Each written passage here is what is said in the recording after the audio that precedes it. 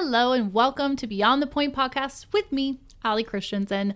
I'm curating the content I wish I had had as a dancer and creating strong, healthy, thriving dancers for the future.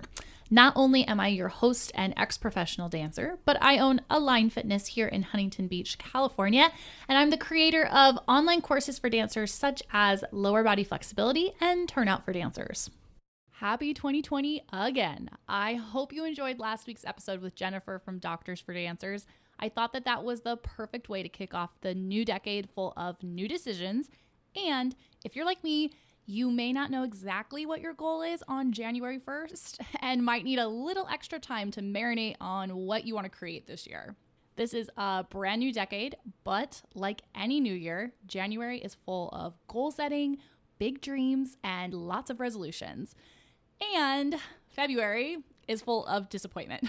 Disappointment that you've already let go of your resolutions, that you didn't hold on to the goals you set, and that things are going to be harder than you thought they were to make your dreams come true. I used to not set resolutions or goals because I felt like I wasn't sticking to them. And honestly, all I heard was people's disappointment in their own lack of commitment. As I started a business, I learned quickly that I could not just look at my goals once a year and hope that they would be successful. I had to reevaluate those goals more often. I'd say more quarterly. And when I started doing that, I found I was reaching my goals and keeping those bigger goals within sight.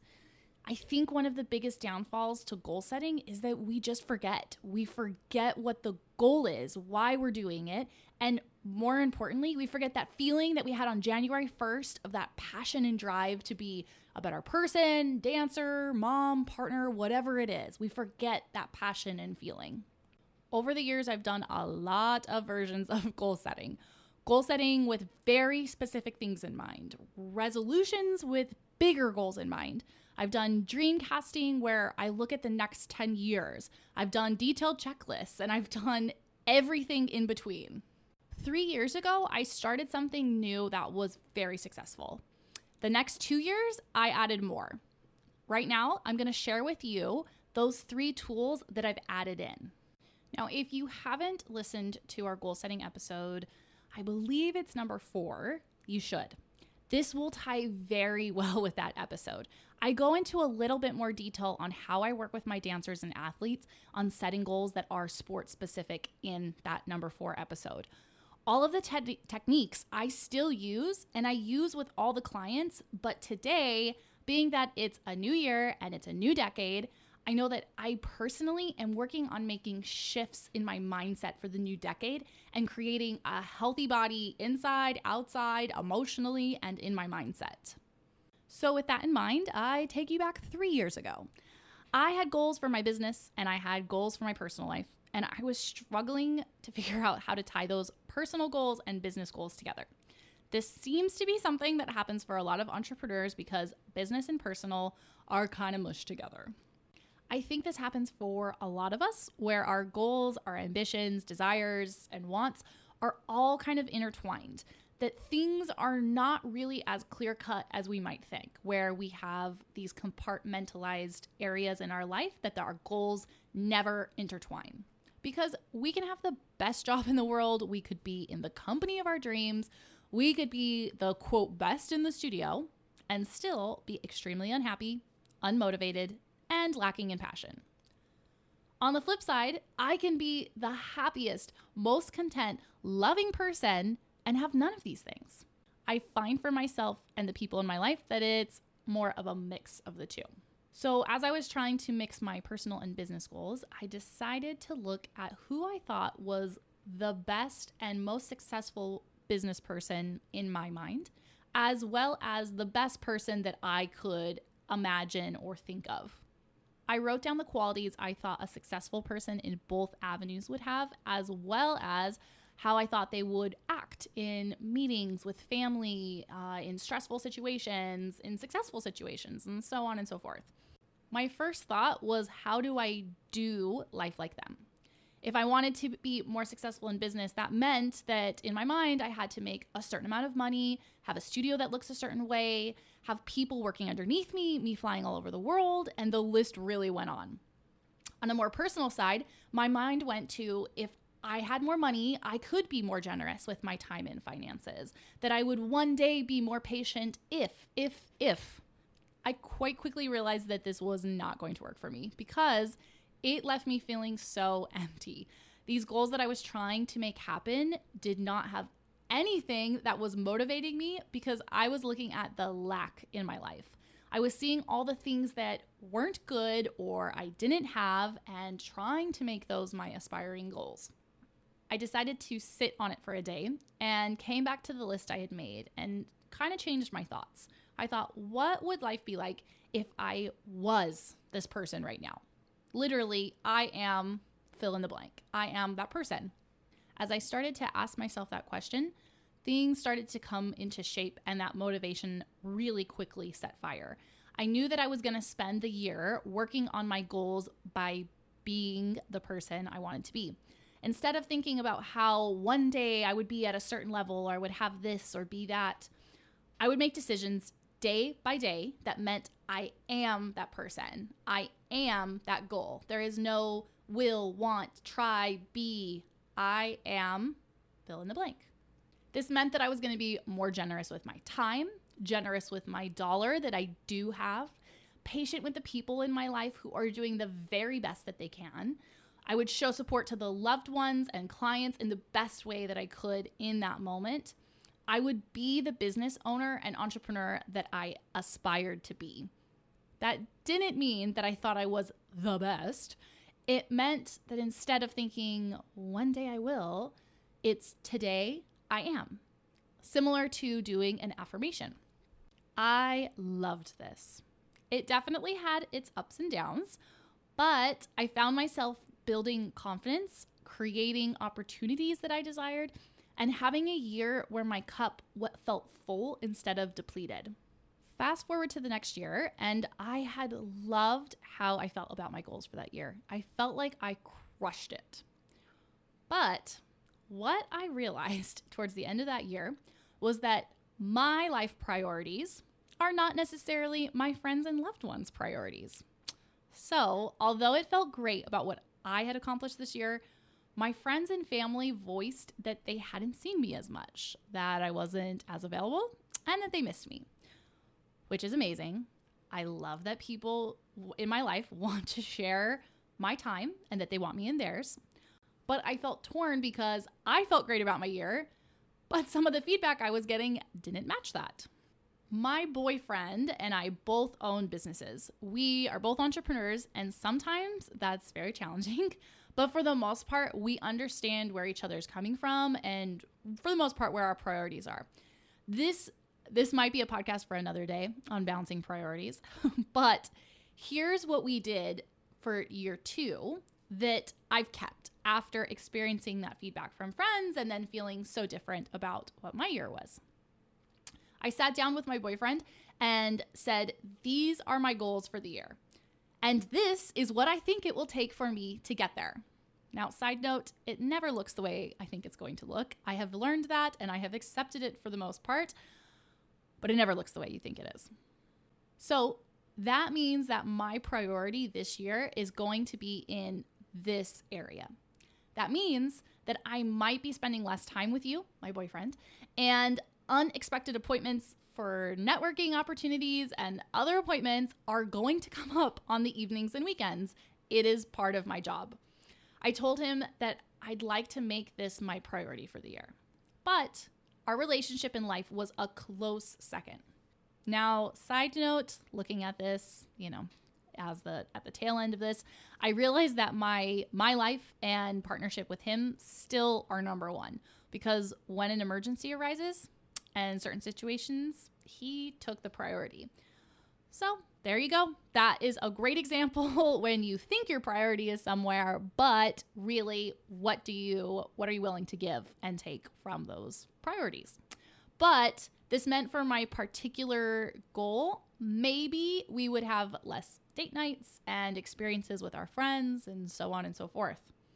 Now, if you're wondering what he said, he wholeheartedly agreed, which is why we are in partnership together. I know, so sappy. And I think that when you find the right person in your life, friends, family, partners, whatever it is, They want you to be successful and they want to support you, just as you want to do whatever you can to support them. So after I got clear, I went to my friends and family and told them that this is what I see my life looking like. I painted a picture of abundant time and resources to spend with my friends and family, me being able to reach dancers across the world and assist them to be their healthiest selves while doing their craft, and many, many more visions. I told them that this meant for this year, I was going to be spending more time doing X, Y, and Z, and that meant that I would have to say no to some things this year. I asked them for their support, and I asked them how I could support them getting to their goals. I also asked them, knowing that I would be spending less time with them, how they would feel emotionally supported. Some people said call check-ins. Some people said random texts so that I know you're thinking of me. Some people said coffee dates. Some people said one-on-one time or group time. And I made a note of what my friends and family would still need from me to feel the love and support that is ever growing, but may not look like what it has in the past for this year. And guys, this worked splendidly. So how can you apply this? If your goal is to get into a certain summer intensive, what do you need to do?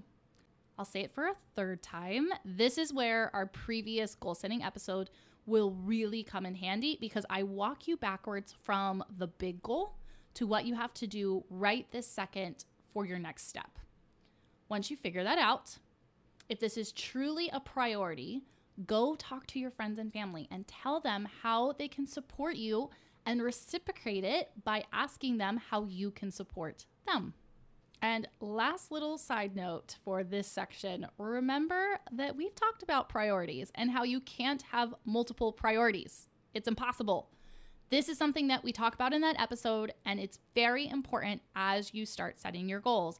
As I just said, I thought my priority was this part of my business, but really it turned out I would leave that behind when a certain emergency came up. Be clear on your priorities and be open that they might shift. So that was year 2 of 3 I said we were going to talk about. We're jumping now to what I did last year. Last year, I had to fine-tune my day-to-day decisions out of necessity. 2019 was a really great year for learning patience. I got to be more clear on what my long-term health goals were. Learning how to rejuvenate and feel rejuvenated in short amounts of time. I also learned how to give my all in what I'm doing in this moment. So out of this necessity, what I committed to do is something that I've touched on lightly on this podcast. It was making decisions in the moment that best served my future. That means that when I was overwhelmed, instead of assuming that vegging out or zoning out, or even something simple like going and getting a manicure, whatever makes you feel good, would be the best thing that made me feel better, I took a moment, reflected inward, and asked myself, will I feel better if I, A, flip out of this mood and just get some work done? Or B, take the moments to myself so I feel calm and rejuvenated? The answer was about 50-50. Sometimes I needed to push and keep going, and sometimes I needed the reminder that it's okay to take a minute. When I hurt my back this last year, this was a huge implementer of this. It would have been very easy for me to lay on my stomach all day and not do anything because it hurt like the devil. But I knew that the momentary pain I was feeling would diminish and I would be happy with myself in 1 week that I had set my alarm and did my exercises every 15 minutes instead of just laying on my stomach.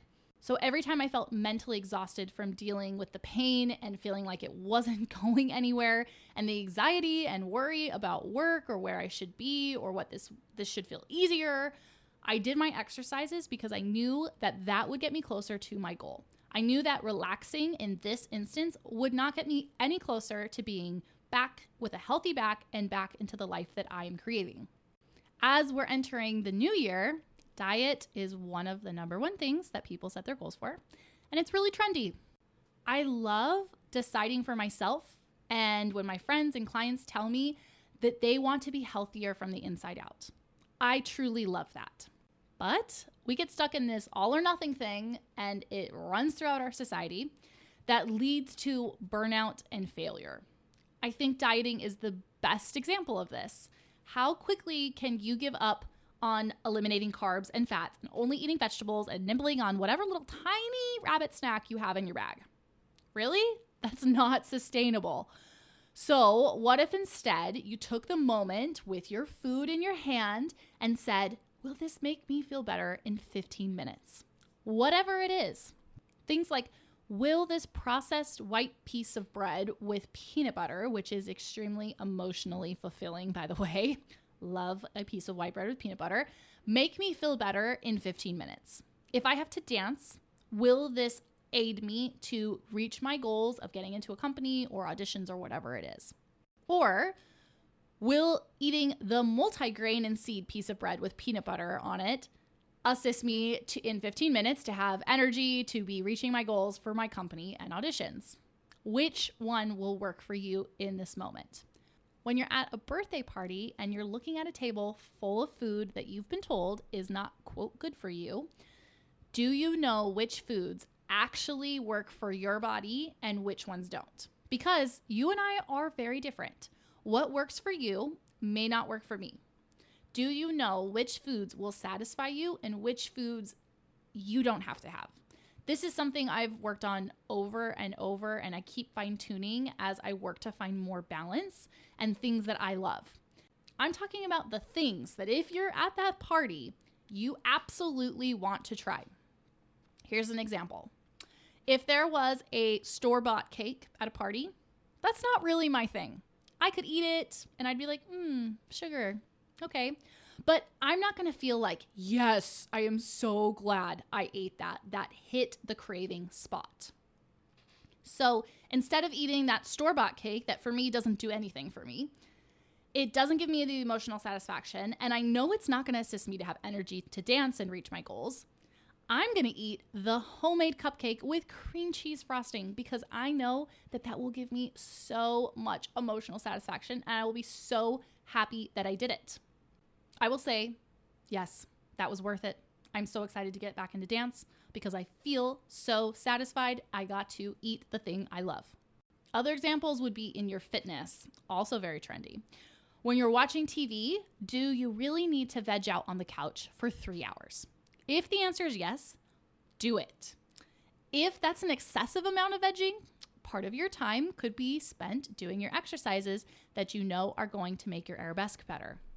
As I think about this podcast each week, I used to sit down at my desk and jot down ideas and bullet points. And when I hurt my back, I couldn't sit anymore. I would voice text my ideas to myself as I was out walking and doing my rehab.